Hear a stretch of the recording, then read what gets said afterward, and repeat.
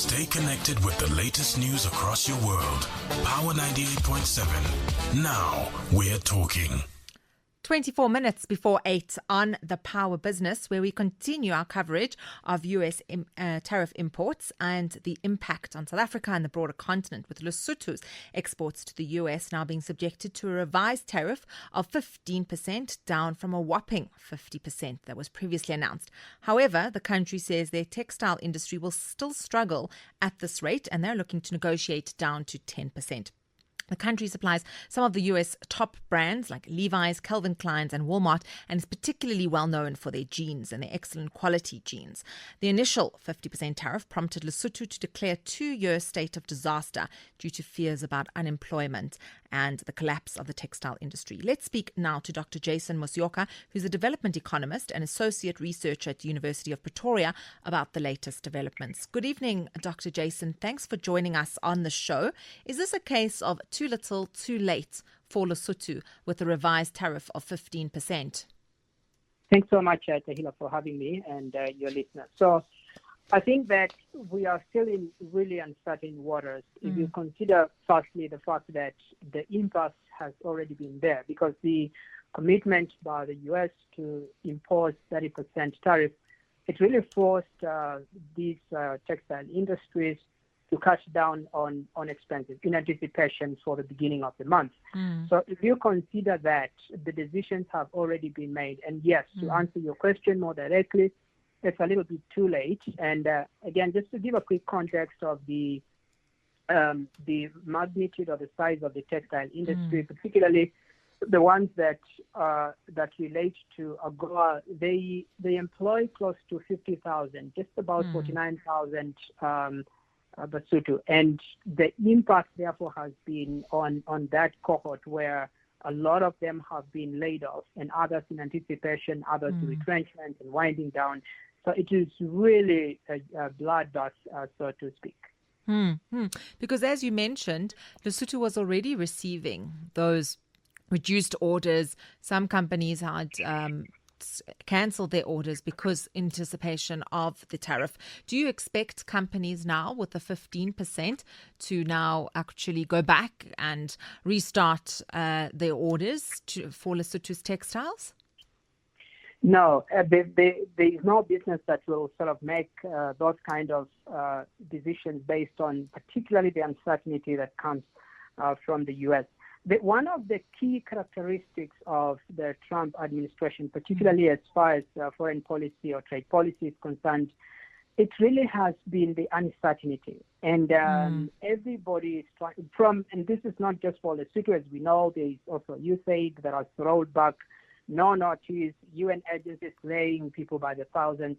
So the uncertainty is really the center of the foreign policy or the trade policy, and that has become very difficult for the global actors to make any decision. And also here we are talking about not just companies, by the way, in Lesotho, but you also had suppliers who were providing textile to Walmart, which is a U.S. company. So they are also affected because they are no longer receiving supplies. And granted, Lesotho has a history of reasonably cheap labor when it comes to textile industry, as it was in Mauritius a couple of decades ago.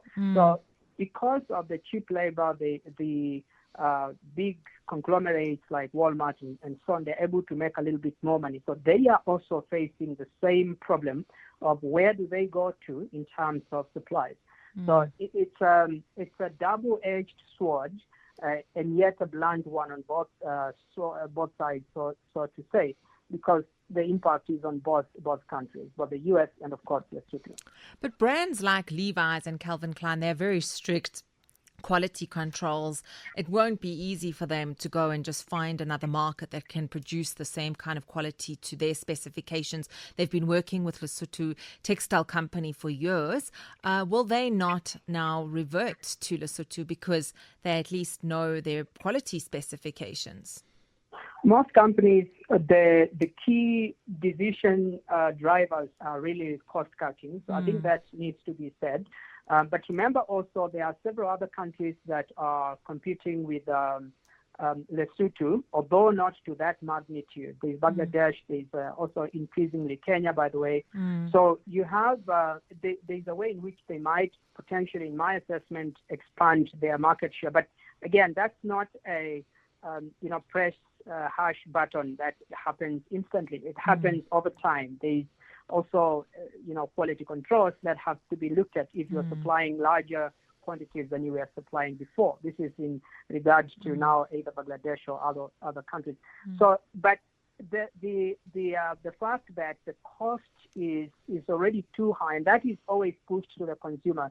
Americans are also struggling to try and find, the disposable income for basics, let alone, these expensive brands.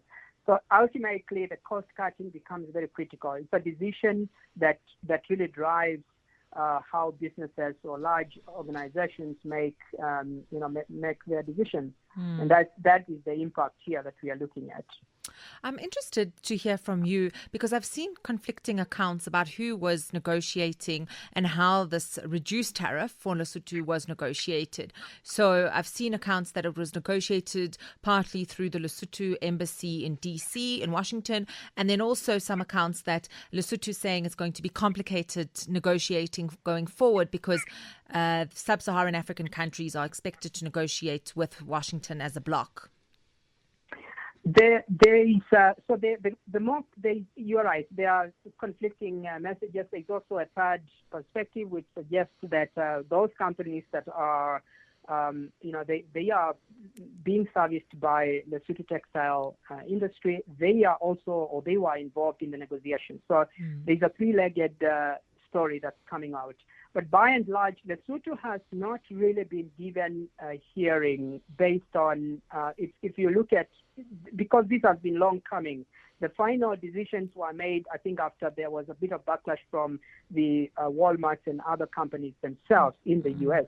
So there are conflicting messages on who's negotiating and who's not. But I think there's, if we, perhaps the one perspective to look at is that argument that SADC or African countries might negotiate as a bloc, it doesn't really hold sway much because they are themselves battling with their own bilateral challenges. South Africa being one of them, for example, and several others that are already facing the same. And others also don't want to get into the fray because Trump's reaction is really impulsive, and he will react just based on countries that lift their hands to try and support Lesotho. And so it's that kind of mishmash decision making from White House that is even difficult because usually traditional policy making process, it does follow institutional pathways.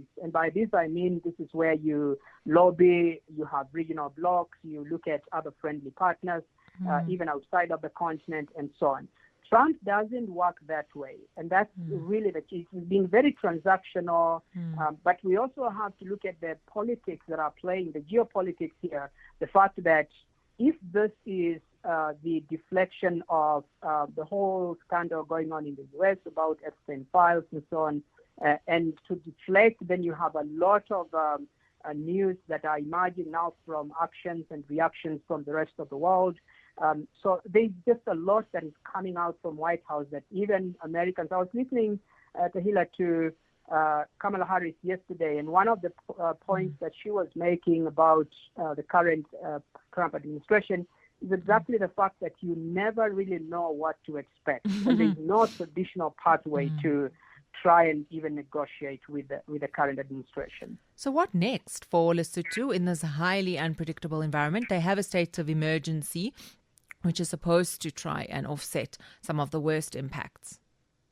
So yeah, they invoked their legal instruments that in that way government is able to come in. But at the same time, I know there was a lot of lobbying for Lesotho to try and see if they can if they can replace. Not really, I wouldn't use that word perhaps in that particular way, but to try and see if the U.S. market can, or the supplies that were sent to the U.S. market can be absorbed within SADC. So there are negotiations within SADC of that.